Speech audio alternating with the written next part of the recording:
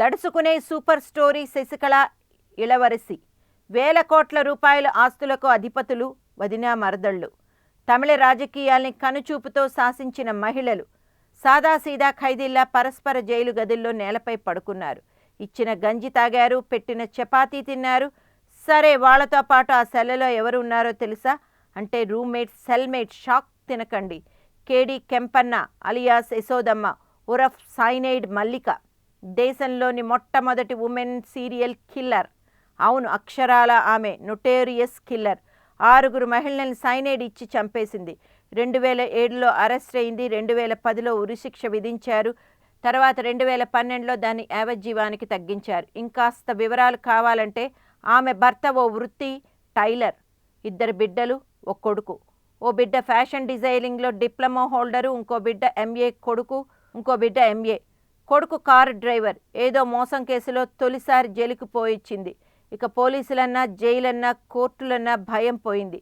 మోసాలే వృత్తిగా చేసుకుంది. దీంతో భర్త ఇంట్లో నుంచి తన్ని తగిలేశాడు. పోతే పోయిందిలే అనుకుంది కెంపన్న. ఏదో ఓ ఇంట్లో పని మనిషిగా చేరడం, చుట్టుపక్కల దేవాలయకు వెళ్ళి ఒంటరి మహిళల్ని ప్రధానంగా గమనించడం అలవాటు చేసుకుంది. పిల్లలు లేని వాళ్ళు, వివిధ సమస్యల్లో ఉన్నవాళ్ళు, భర్తలు ఎక్కడెక్కడో పనిచేసేవాళ్ళు. వీళ్ళని మాయ మాటలతో బుట్టలో పడేసేది. ఓ బంగారు నగల షాపులో పనిచేసినప్పుడు కొంత సైనైడ్ను చోరీ చేసి పట్టుకున్నది. ప్రత్యేకంగా పూజలు చేద్దాం, నగలన్నీ వేసుకునిరా అని చెప్పేది. జనావాసం లేని గుళ్లకు తీసుకువెళ్ళేది.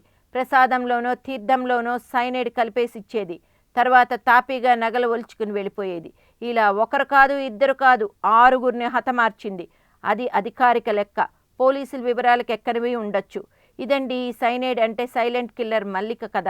తొలి రోజు శశికళ అండ్ ఇళవరసి గురించి తెలుసుకుని జైలు గదిలో మాట్లాడించడానికి ప్రయత్నించిందట. కానీ శశికళ రియాక్ట్ కాలేదు. తిరిగి గురువారం ఉదయం మళ్ళీ మాట్లాడించిందట. శశికళ ఓ చిరునవ్వు నవ్వి ఊరుకుందట. ఇదండి బెంగళూరు మిర్రర్ కథనం.